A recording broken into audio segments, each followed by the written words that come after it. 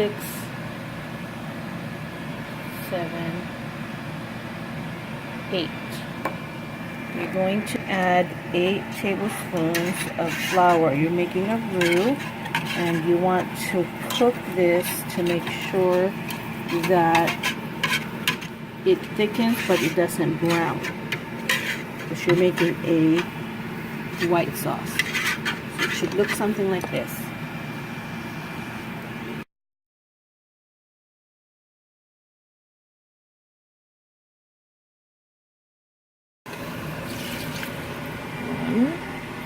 That's 2 cups.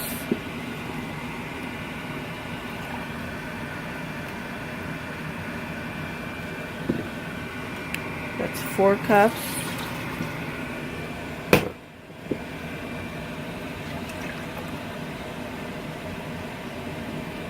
This is 6 cups. And by the way, everything should be at room temperature. And then, so this whole thing is 8 cups, and this will make enough. So one of these big containers is 8 cups, and you can get that at Costco. And then now you're going to stir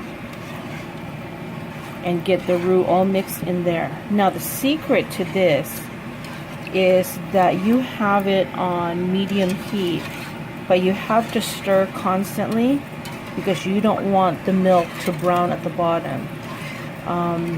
You can make this go faster by increasing the heat, but you really have to watch the milk because you don't want it to boil. You want it to come to a rolling boil, and I'm going to show you what it looks like when it gets to that. But notice that I don't see any of the flour. It's all mixed in there. If you don't have one of these whisks, you need to get a whisk.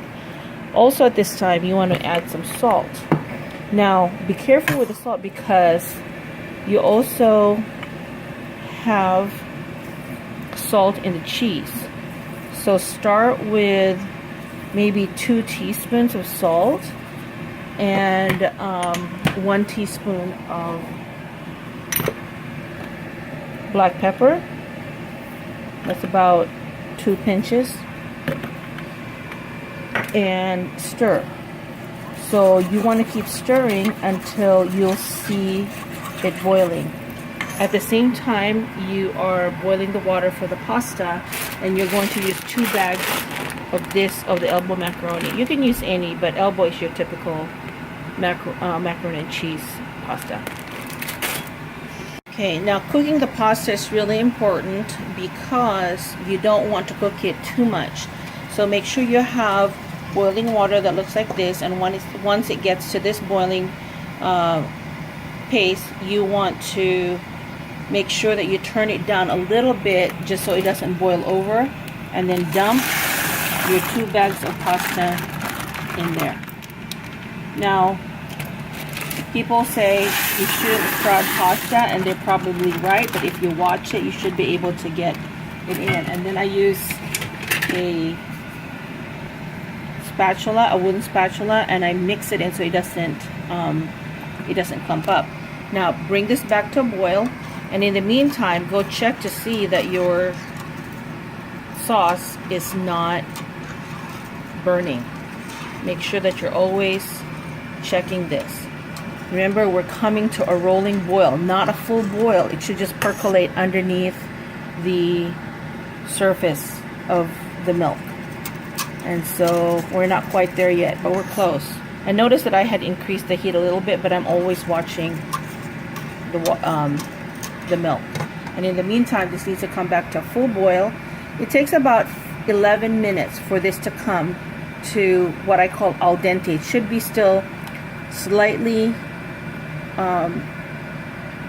hard to bite, in the sense that your teeth should be able to bite into it, but it should not be soft. That soft that it's just, melting in your mouth, because remember, you still have to bake it. Alright, so if you look carefully, it should start to feel thick. Not like before where you could just swish the whisk through it. It should feel slightly thick. That means we're almost there. Now I want for you to pay attention to the cheese that I use, so that you You know, you can use any mixture, but this has, for me, has worked really well. Mozzarella and the Mexican blend cheese. Now, I sometimes do cheddar, which is fine, but for some people that's, for non-Americans, that's sometimes too strong, even if you use the medium. I particularly like sharp cheddar cheese. You can decide what cheese you want to use, but the ones that I've given you have been cooked with mozzarella. And I know I'm going to add, so make sure, again, don't forget, oh, it's really nice and thick now. It should be able, the way that you test this is when you put a spoon inside, see how it coats the back of the spoon? That's how you know when it's ready. So I already know that I'm going to use half of this and half of the Mexican blend, and that equals about 8 cups. If you notice, everything is 8, 8, 8, 8, 8, 8, 8. And I will talk about that later, okay? But I'm going to add the cheese, and it happens really fast, okay?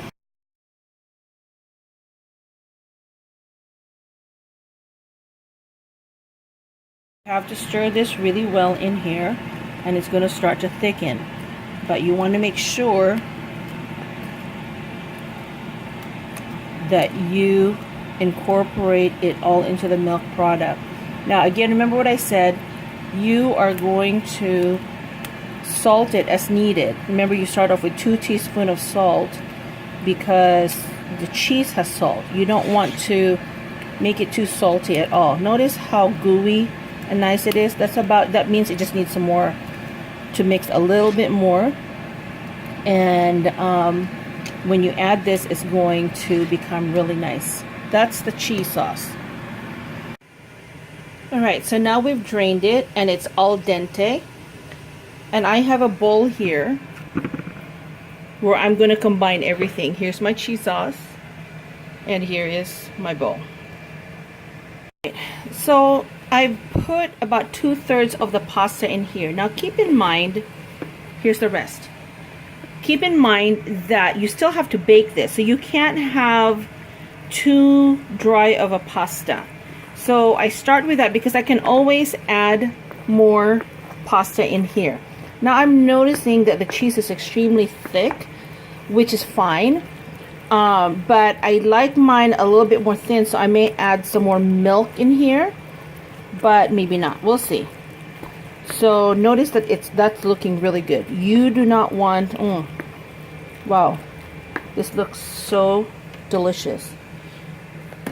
I'm going to add just a little bit more and see how that goes. Notice how it's a little bit stringy. That means there might be a little bit more, too much cheese in there. So I'm going to just pour a little bit of milk. I don't have any more half and half, but any combination of milk is pretty good, just to thin it out a little bit. This is a very forgiving recipe, so you know, because you don't want it to be too stringy, but you don't want it to be too soupy either. Okay, so notice the difference. Just by adding a little bit of the milk, the consistency of the sauce has changed from stringy to nice and thick. So now I'm going to take my spoon and I'm going to try it.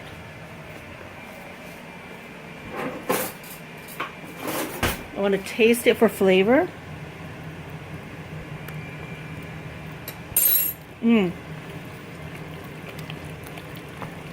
For me, it's enough salt. My gosh, that's really good. So from the 2-pack, you really need to not use all of it, because I'm going to put this in the oven. That's about how much is left. And with this, you are going to end up with a really nice, rich, baked macaroni. Now, it's good to eat like this, so it's up to you if that's what you want to do. If not, then, you know, bake it in the oven, and I'm going to show you how to do that in just a few minutes. To prepare the baking, I need to prepare a topping. So typically what I do is I combine the leftover cheese, 1 cup of each or more, be generous, and I mix it. But this time I'm going to do a different twist to it. I'm going to add panko bread pudding. So what I did is I took some of the panko bread pudding, and then I'm going to pour some melted butter here, enough to just mix it. And then I'm going to mix this together with the cheese. So I started off with melting a stick of butter, and then just gauging to see how it clumps up, and you can always add some more. So it looks about, you know, a half a stick of butter was more than enough, and that looks really good. Now before you do anything, your pan must be buttered completely. This makes the cleaning a lot easier and for the food to come off easier. So now look over here, I have my cheese, and I'm going to mix this together. And together this is going to become the crumbly top, as opposed to just the grilled cheese on top, so to speak. Okay, see, now my topping has got the panko bread. And by the way, I used half a bag. If you want it to be more crunchy with the breadcrumbs, then you go ahead and add more. So now I'm going to take my pasta, my mac and cheese, and I'm going to scoop it in here. You can use any dish. It doesn't have to be the dish that I'm using. It's whatever you have. But because you're having a big party, then I suggest you use the biggest one that you have. I'm going to switch hands here because I'm not left-handed. And oh, this looks so good.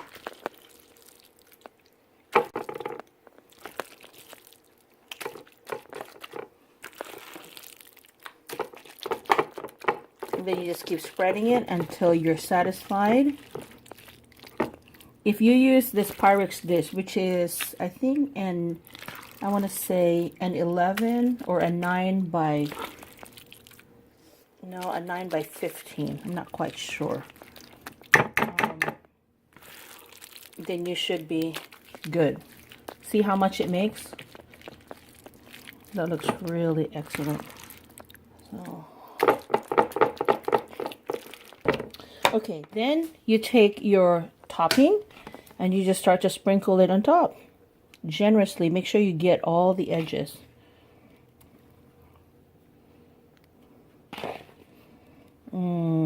That looks so good. Can't wait to taste it. Notice I didn't put everything in because I don't want it to overflow. And that's okay. And you can make this the night before and then just pop it in the oven the day of the party.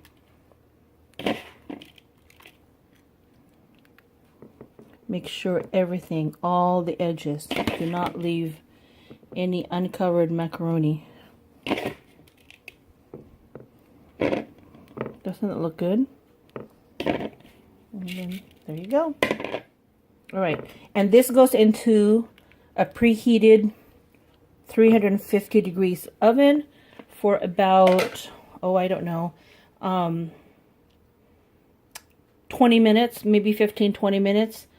By the way, if you make this the night before and you put it in the freezer, make sure you thaw it out before you put it in the oven. So take it out a couple of hours before you want to bake it.